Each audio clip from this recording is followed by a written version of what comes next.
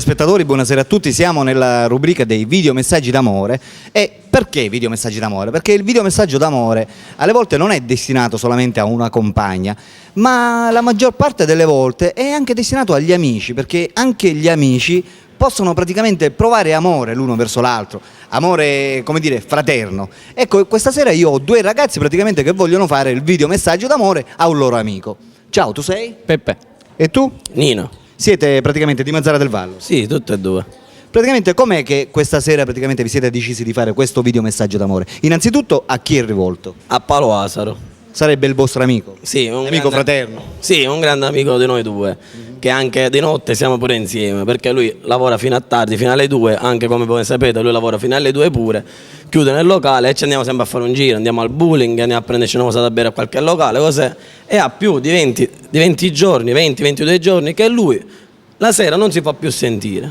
Questo Paolo? Sì, e ci stiamo preoccupando, perché di giorno ci Cioè non si vediamo fa sentire più completamente neanche telefonare? Di giorno sì, però la sera tipo poi finisce, chiude il locale e va via. Esatto. E se ne va a letto, cosa che lui non ha fatto mai. E ci stiamo preoccupando un po', perché la sera lui telefonava, veniva qua, andava al locale al bowling e ci ridevano sempre alle 4-5 del mattino. Addirittura ti racconto una volta che lui è chiuso il locale a luna, lui è chiuso per la luna e siamo andati al bowling di fronte al lungomare. Ci siamo messi lì, abbiamo giocato, siamo tutti, siamo finiti che erano le 3:30. Siamo usciti fuori e abbiamo trovato una macchina di Peppe, tutta un 4 ruote a terra. Addirittura?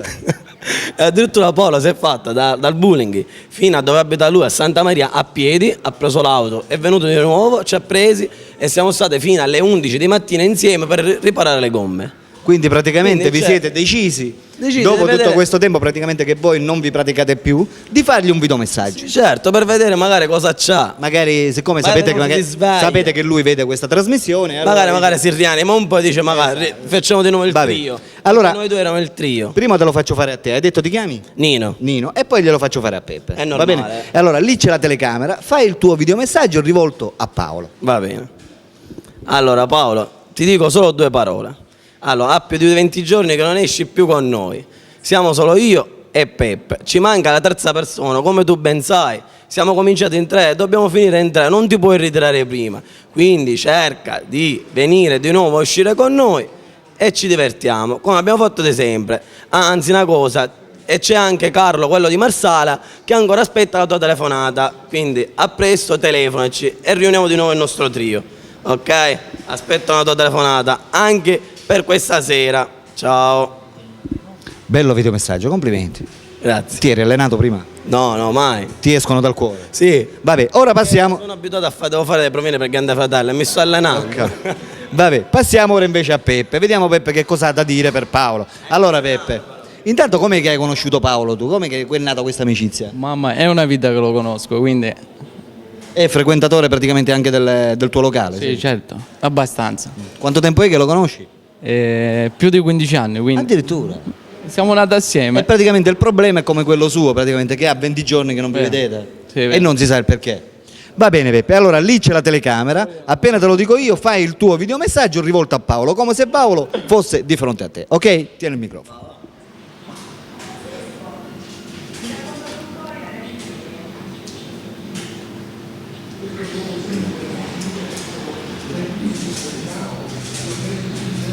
Hai sentito, caro Paolo, il videomessaggio che ti ha fatto Peppe, per cui anche il silenzio vuol dire tanto.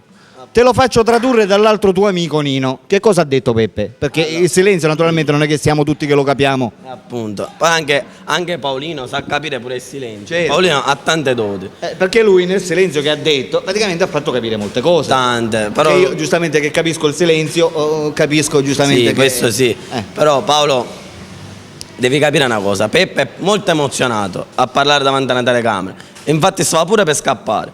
Però se ci sareste stato te qua, a posto anche no per il signor Alberto, ci sarebbe stato te, il trio oggi avessimo fatto festa. Perché non ci vergogniamo né davanti alle belle ragazze, né davanti alle belle signore, davanti alle belle uomini. Esattamente. Quindi solo Peppe si vergogna davanti alla telecamera.